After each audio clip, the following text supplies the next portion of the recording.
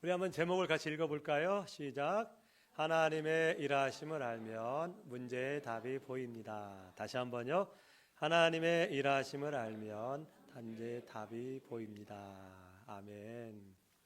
오늘 새해를 맞이하여서 하나님께서 어떻게 일하시는가를 잘 배웠으면 합니다. 왜냐하면 우리의 삶에도 계속해서 문제가 발생을 하죠. 개인의 문제, 가정의 문제, 사업의 문제가 발생을 합니다. 그러다 보면 우리는 고민하죠. 어떻게 이 문제를 해결할 수 있을까? 오늘 우리 신앙인이기 때문에 하나님이 일하셨던 방법을 배우면서 우리가 이 말씀을 우리 삶에 적용해서 우리 똑같이 승리하는 삶이 되었으면 합니다. 오늘 배경의 말씀은 이스라엘이란 나라가 있었는데 그 이스라엘이란 나라에 오랜 세월 조공을 바치던 나라가 있는데 모압이라는 나라가 있었습니다. 이 모압이라는 왕이 힘이 커지니까 이스라엘에 새로운 왕이 등극을 합니다. 그때에 이스라엘이 배반을 합니다. 그러니까 새로 된 왕이 너희들 우리를 배반했어? 그럼 본때를 보여주자. 그래서 전쟁을 일으키는데 혼자 하는 것이 아니라 남쪽에 있는 유다 나라와 옆쪽에 있는 에돔 나라를 모아서 모압을 치러 갑니다. 세 개의 나라가 연합하여서 모압을 치러 갑니다. 가까워요. 2, 3일이면 갈 수 있는 거리입니다. 근데 왠지 가다 보니까 7일이 걸린 거예요. 7일이 지나다 보니까 오늘 말씀에 보니까 사람도 먹을 물이 없고 가축도 먹을 물이 없는 거예요. 큰일 난 겁니다. 그러면 물이 먹어야 힘이 나는데 물이 없는 거예요. 그러자니 다시 고향 땅으로 돌아가자니 7일이라는 거리가 멀고 또 전쟁을 하자니 또 싸울 수도 없고 오도 갈 수 없는 아주 어려운 상황입니다. 만약 이 소식이 모압 사람의 귀에 들려가면 당장 군대를 이끌고 와서 전쟁을 하면 오늘 연합 군대는 아주 큰일 날 위기에 처해 있는 것입니다. 그래서 오늘 10절 말씀을 보죠. 이스라엘 왕이 탄식을 합니다. 이스라엘 왕이 이르되 슬프다. 여호와께서 이 새 왕을 불러 모아 모압의 손에 넘기려 하시는도다. 너무나 어려운 상황입니다. 방법이 없어요. 물을 아무리 찾아봐도 물을 구할 수가 없어요. 건조기입니다. 하늘에서 비가 내릴 일도 없어요. 사방을 둘러봤자 물을 구하지 못하는 상황에서 오늘 이 문제가 결국은 하나님의 도움으로 해결받습니다. 어떻게 해결받았는지를 살펴보고자 합니다. 11절 말씀을 보겠습니다. 여호사밧이 이르되 우리가 여호와께 물을 만한 여호와의 선지자가 여기 없느냐 하는지라. 위기를 만났을 때 남쪽의 유다의 왕이었던 여호사밧이 이때에 하나님을 찾는 겁니다. 하나님께 물을 만한 선지자가 여기 없느냐.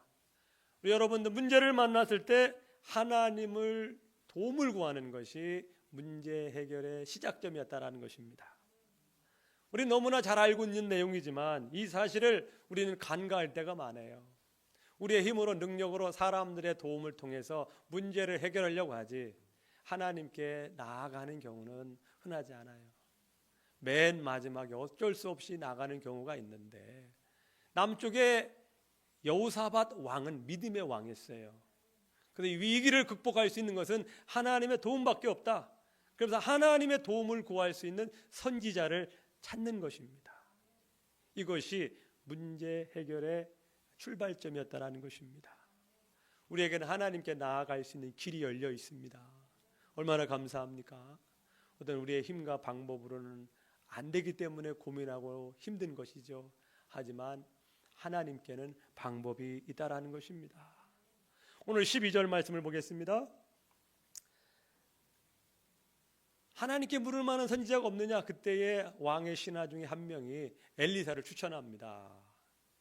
그 당시 엘리야의 후계자인 엘리사를 찾아가면 답을 얻을 수 있을 것입니다 해서 이 새 왕이 엘리사에게 찾아갑니다. 그러면서 하나님의 도움을 구하죠. 12절 말씀입니다. 여호사밧이 이르되 여호와의 말씀이 그에게 있도다 하는지라. 엘리사가 사실은 도움을 주는 게 아닙니다. 엘리사를 통하여 하나님이 하시는 말씀이 해결책이 될 수 있다는 거죠. 우리 신앙생활도 마찬가지입니다. 우리 어려운 문제를 만났을 때에 사람에게 가거나 또 내 자신을 의지하거나 이러면 방법이 더 꼬일 수 있어요.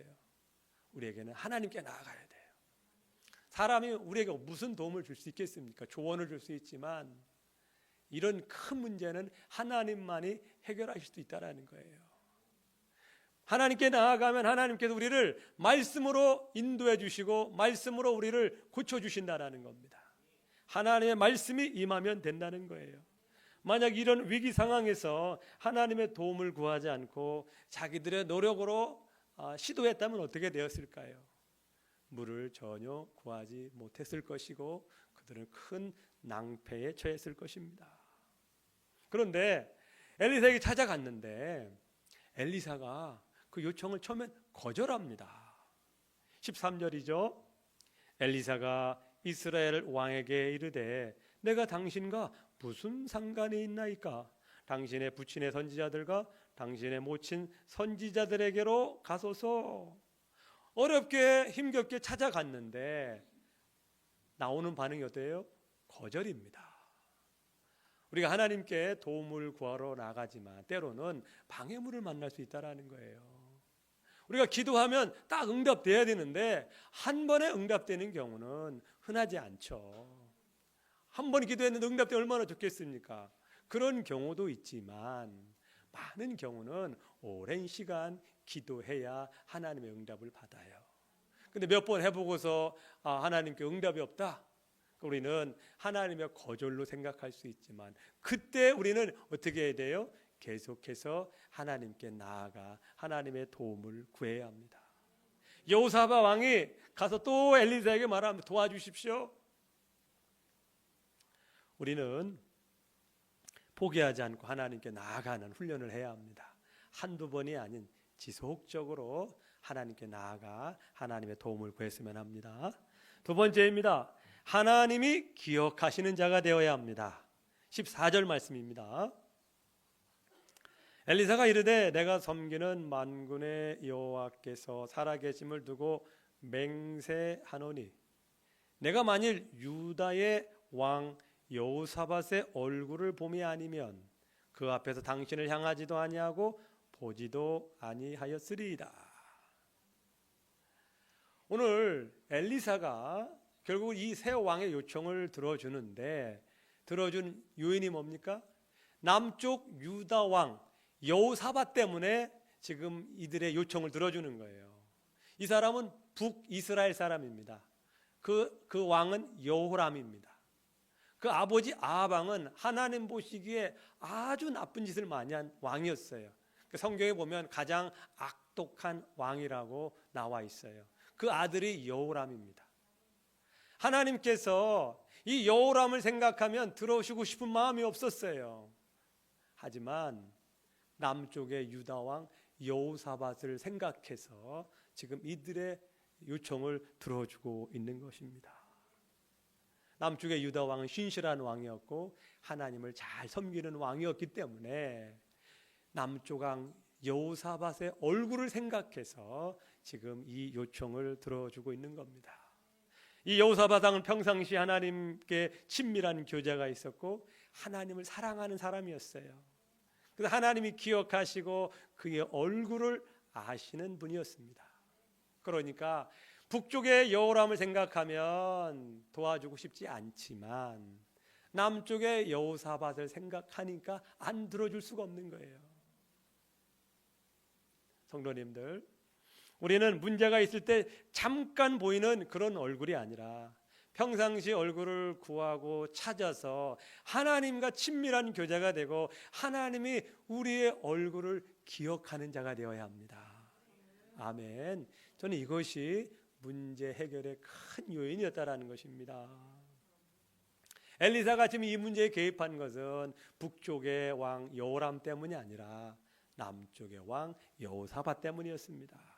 내가 만일 유다 왕 여호사밧의 얼굴을 봄이 아니며, 우리도 마찬가지 아니겠습니까? 가까운 사람의 경조사가 있지 않습니까? 결혼이나 장례가 있어요. 우리가 거기에 참여를 하잖아요. 왜 그렇습니까? 앞으로 또 볼 사람이기 때문에. 근데 그런 큰 행세에 가지 않으면 나중에 정말 불편하잖아요. 불편할 수 있잖아요. 그래서 우리는 그분의 얼굴 때문에 찾아갑니다. 마찬가지라는 거예요. 하나님께서도 우리가 어떤 어려움을 만났을 때에 하나님께 도움을 구했는데 하나님이 거절하시면 나중에 어떻게 보겠어요? 이분이 매일매일 하나님께 기도하는 분인데 하나님 그때 왜 안 들어주셨습니까? 하면 하나님도 민망하실 수 있잖아요. 저는 그렇게 생각을 해요. 하나님도 우리와 같은 분이기 때문에 지금 하나님은 여호사밧 얼굴 때문에 이 전쟁에 개입을 하시는 것입니다. 여러분 꼭 기억하세요. 하나님은요 자기를 사랑하는 사람을 알고 계시고 기억하십니다. 시편 91편 14절입니다. 하나님이 이르시되 그가 나를 사랑한즉 내가 그를 건지리라. 아멘. 같이 해보겠습니다. 그가 나를 사랑한즉 내가 그를 건지리라. 다시 한번요. 그가 나를 사랑한즉 내가 그를 건지리라. 이게 하나님이시라는 겁니다. 이게 하나님이셔요. 하나님은 자기를 사랑하는 사람을 알고 계셔요. 자기를 사랑하는 사람을 도와주지 않냐면 그분 하나님이 아니시죠. 사람도 내가 나를 좋아하는 사람을 도와주시듯이 우리 하나님도 의리가 있으신 분이에요. 신실하신 분입니다. 하나님은 자기를 사랑하고 의지하는 사람을 반드시 도와주신다는 거예요. 그렇기 때문에 우리는 평상시에 하나님을 사랑하는 데 힘쓰셔야 합니다. 이게 최고의 신앙의 방법이에요. 하나님 우리의 사랑을 알고 계십니다. 반짝 성도가 아니라 우리는 평상시에 하나님과 꾸준한 관계 속에서 우리가 하나님이 기억하시는 자가 되어야 하겠습니다. 아멘. 남쪽에 유다 왕국이 있었어요. 다윗의 후손들이 왕이 되는데 그나마 남쪽은 왕들이 정치를 잘했어요. 하지만 못된 왕들이 있었어요. 하나님이 너무 마음 아파셔가지고 이 나라를 어떻게 할까? 나라를 정말 심판할까? 고민도 하실 때가 있었어요. 하지만 하나님은 그 심판을 거둬들였어요. 왜냐하면 그의 조상 다윗 때문에, 다윗의 얼굴 때문에 그 후손의 왕들이 잘못된 길로 갈 때도 남유다를 살려두신 이유는 뭐냐? 그의 조상 다윗 때문에, 다윗의 얼굴 때문에, 그리고 다윗에게 한 약속이 있기 때문에 하나님은 남유다를 심판하지 않았어요. 저는 왜? 하나님은 다윗의 얼굴을 기억하기 때문에 지금 다윗은 하나님 나라 가 있는데 다윗을 매일 볼 거 아니에요. 그리고 다윗에게 한 약속이 있는데 이스라엘 남유다를 심판하신다면 하나님 말이 안 되잖아요. 저는 이것이 정말 좋은 교훈이다. 여러분의 가정, 자녀들, 사업 살다 보면 어려움 당할 수 있어요. 하지만 여러분께서 평상시 하나님과 관계를 맺고 하나님을 사랑했다면 하나님께서 여러분의 얼굴 때문이라도 여러분 자녀들 지켜주실 것이고 여러분의 가정을 보호해 줄 것입니다. 이게 하나님이 일하시는 방법이에요. 내가 깨어있고 내가 하나님과 살아있는 관계를 하게 되면 내 자녀들의 신앙이 좀 약하고 불신앙의 길을 걸어갈지라도 하나님은 나 때문에 우리 자녀들을 기억하시고 지켜주시고 보호해 주실 수 있다는 거예요. 여러분 이것이 우리 신앙생활을 해야 되는 이유입니다. 아멘. 하나님이 기억하시는 얼굴 되시기를 축복합니다. 세 번째입니다. 말씀이 이해되지 않더라도 순종하는 것입니다. 16절 말씀을 보겠습니다. 그가 이르되 여호와의 말씀이 이 골짜기에 개천을 많이 발하 하셨나이다. 여호와께서 이르시기를 너희가 바람도 보지 못하고 비도 보지 못하되 이 골짜기에 물이 가득하여 너희와 너의 가축과 짐승이 마시리라 하셨나이다. 여호사밧의 얼굴 때문에 엘리사가 하나님께 기도합니다. 요청을 하죠. 검은 고 탈 사람을 불러와 주십시오. 그리고 검은 고를 타면서 노래를 합니다. 이때에 하나님의 손이 엘리사에게 임합니다. 그리고서 말씀을 주셔요. 지금 이 골짜기에 내가 물을 가득 보내줄 거다. 그러니 너희는 이 골짜기에 물이 내려올 때 물을 담을 수 있는 웅덩이를 많이 파놓으라. 그 말씀인 거예요. 그러니까 이 말씀이 이해가 안 되죠. 지금은 건조기, 비가 오는 시기가 아닙니다. 만약 어딘가에서 물을 내려왔다고 하면 그 물을 찾아갔으면 됐는데 그럴 물이 없는 곳이에요. 그런데 이 메마른 골짜기에 물을 가득 보내줄 테니 너희들은 물이 왔을 때 물을 담을 수 있는 엉덩이, 우물을 많이 파놓으라는 거예요. 그럼 이게 이해가 되십니까? 17절 보세요. 여호와께서 이르시기를 너희가 바람도 보지 못하고 비도 보지 못하되 이 골짜기에 물이 가득하리라. 믿기 어려운 말씀입니다. 순종하기 어려운 말씀이에요. 우리 삶 속에서 제일 어려운 부분 중에 하나가 순종이 아닐까 생각이 듭니다. 말씀을 듣고 이해하는 건 할 수 있지만 그 들은 말씀을 순종한다는 게 참 어려워요.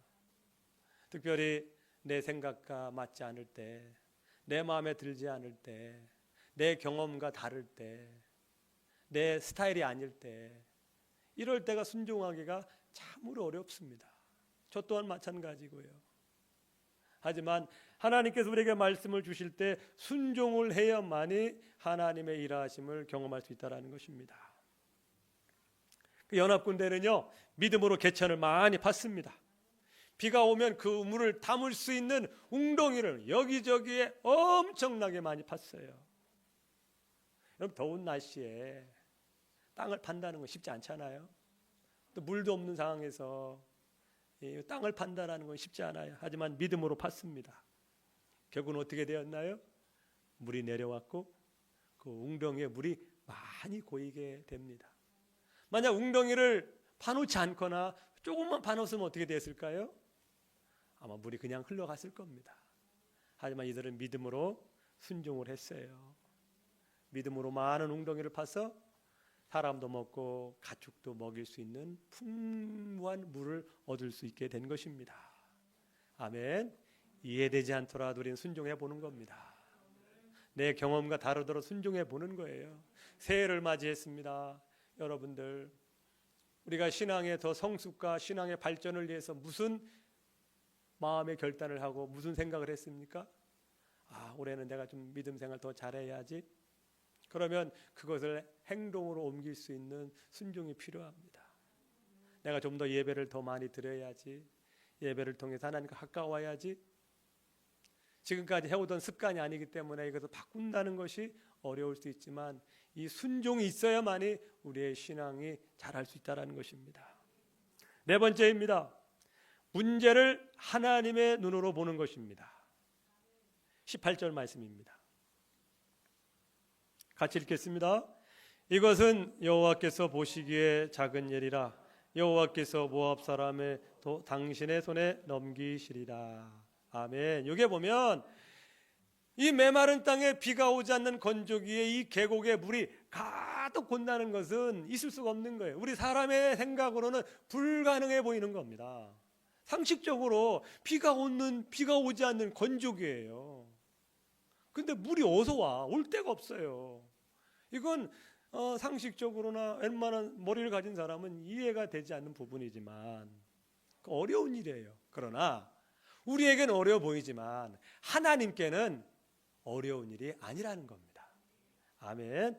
같이 해보겠죠. 따라 해보세요. 여호와께서 보시기에 작은 일이라. 여호와께서 보시기에 작은 일이라. 아멘. 우리에게는 큰 문제지만 사실 하나님께는 그리 큰 문제는 아니죠. 우리에게는 방법이 없지만 하나님은 방법은 무궁무진한 겁니다. 저는 이것이 너무나 중요한 요소다. 우리 인생의 문제를 바라봤을 때 왜 문제입니까? 해결 방법이 없으니까 고민되고 잠 못 자는 거 아니겠어요?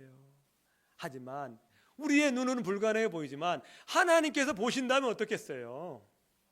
그럼 우리 자꾸 하나님의 눈으로 보는 연습을 하셔야 돼요.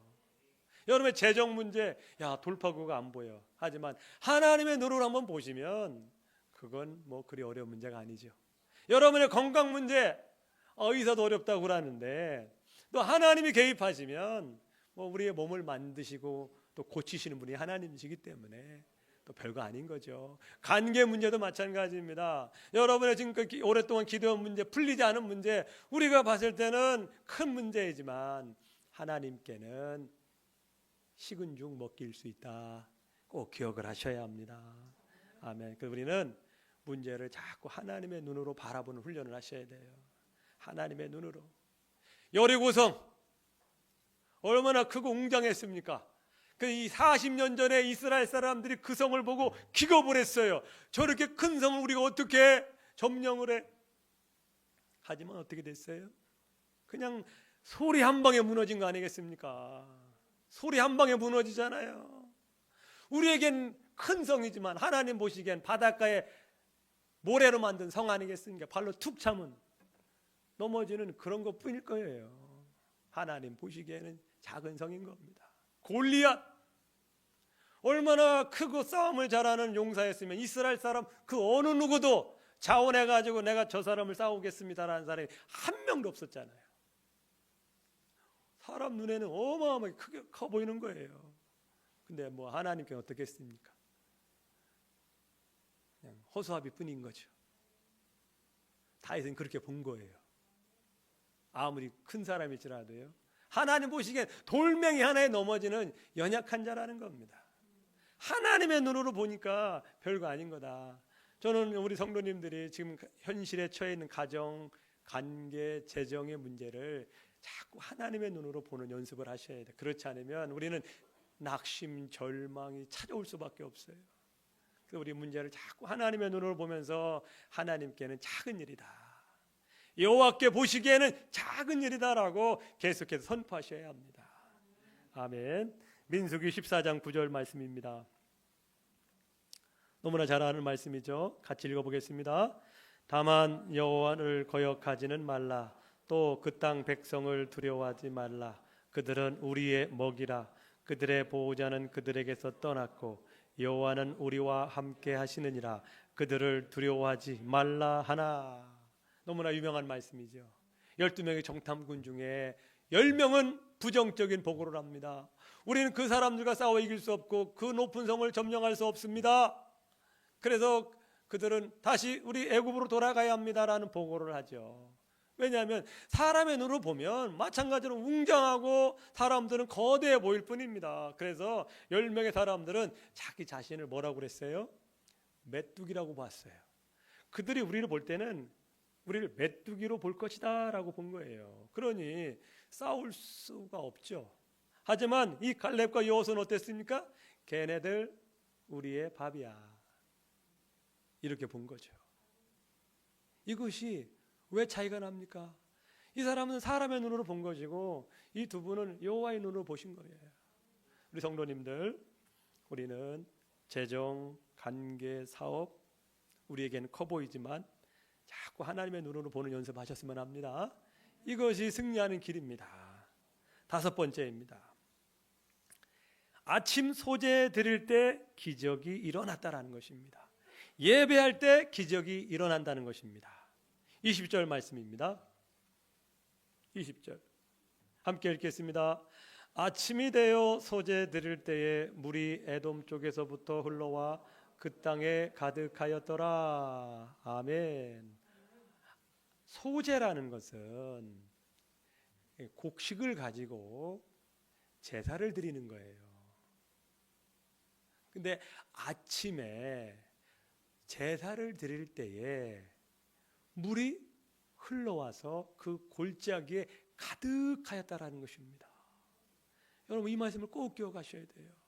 언제 물이 내려왔습니까? 제사할 때에, 예배할 때에 하나님의 놀라운 역사가 일어났다라는 것입니다. 하나님은 우리에게 제사를, 예배를 허락하셨어요. 예배는 우리가 하나님께 직통으로 가는 길입니다. 아침 소재를 드릴 때 뭐 한밤중에 올 수도 있고 뭐 새벽에 올 수도 있고 낮에도 올 수 있는데 아침 제사를 드릴 때에 물이 흘러내려왔다는 것입니다. 아멘. 우리 성도님 말씀을 꼭 기억하셨으면 좋겠어요. 우리에게는 예배라는 소중한 하나님의 축복이 있어요. 이 말씀을 꼭 기억하세요. 아침 제사를 드릴 때에 하나님이 강력하게 일하셨다는 겁니다. 우리에게는요, 예배와 부르짖음이라는 아주 두 개의 강력한 도구를 갖고 있는 자들인 겁니다. 예배는 하나님께 직통하는 것이고 기도도 하나님께 직통하는 길임을 꼭 기억하셨으면 좋겠어요. 우리가 이 좋은 것을 놔두고 어디 가서 다른 세상에 가서 사람들에게 도움을 구하고 있는 어리석은 일을 하고 있다는 거예요. 우리 신앙인들은 바로 이 말씀과 기도와 예배를 통해서 우리 인생의 문제를 풀어가야 된다는 귀한 교훈을 받으시기를 축복합니다. 이걸 놔두고 우리는 어디 가서 헛된 짓 하고 있는 거예요. 우리 성도님들, 아침 제사를 드릴 때 하나님은 강력하게 일하셨어요. 이 말씀을 마음에 꼭 새겼으면 좋겠습니다. 여러분, 예배를 소홀히 하지 마세요. 사무엘상 7장 9절입니다. 사무엘이 젖 먹는 어린 양 하나를 가져다가 온전한 번제를 여호와께 드리고 이스라엘을 위하여 여호와께 부르짖음에 여호와께서 응답하셨더라. 지금 블레셋과 이스라엘이 싸움을 하고 있어요. 블레셋은 철제 무기를 사용합니다. 병거를 사용합니다. 싸움을 보면 객관적으로 이스라엘이 질 수밖에 없어요. 이스라엘 사람들이 두려워 떨고 있어요. 이때에 사무엘이 젖 먹는 어린 양, 아주 새끼 어린 양 그 한 마리를 가져다가 온전한 번제를 드렸더니, 그리고 여호와께 부르짖었더니 하나님께서 응답하셨다라는 거예요. 하나님이 응답하셨어요. 그래서 하늘에서 번개가 치고 우박이 떨어지는데 블레셋 사람들이 그거에 기겁해가지고 도망 안 하고 정신없어요. 칼로 죽인 자보다 우박에 맞아 죽은 사람들이 더 많았다라는 겁니다. 여러분들, 젖 먹는 새끼 어린 양, 그거 인간의 보기에는 뭐 대단합니까? 하지만 젖 먹는 양 어린 양 하나를 온전하게 제사를 드렸더니 하나님께서 그걸 받으신 거예요. 뭐 양 크기가 중요한 게 아니라 그 양에 담겨져 있는 우리의 마음이 중요하다라는 거예요. 마음이, 예배를 드릴 때 마음을 드릴 수 있어야 돼요. 그걸 하나님 받으시는 거예요. 앉아서 예배를 한 이 모습이 아니라 그 앉아있을 때 온 마음을 드리는 온전한 제사, 온전한 예배를 하나님 받으신다는 거예요. 그거 하나만 잘 드려도 우리 인생 승리할 수 있다는 겁니다. 아멘. 이 교훈을 우리가 마음에 잘 새겼으면 좋겠어요. 창세기 8장 20절 21절입니다. 노아가 여호와께 제단을 쌓고 모든 정결한 짐승과 모든 정결한 새 중에서 제물을 취하여 번제로 제단에 드렸더니 여호와께서 그 향기를 받으시고 그 중심에 이르시되 내가 다시는 사람으로 말미암아 땅을 저주하지 아니하리니. 똑같은 일이 생기잖아요. 새를 가져다가 제사를 드려요. 그랬더니 하나님께서 그 향기를 받으셔가지고 다시는 내가 이 땅에 물로 심판하지 아니하리라. 하나님의 다짐을 받아내잖아요. 얼마나 놀라운 제사입니까? 내가 다시는 이 땅에 물로 저주하지 아니하리라. 그래서 우리가 지금 살 수 있는 거 아니겠습니까? 이것이 예배의 능력이라는 거예요. 여러분, 예배를 어떻게 생각하십니까?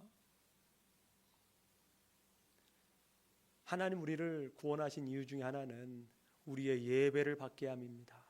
찬송을 받게 함이에요.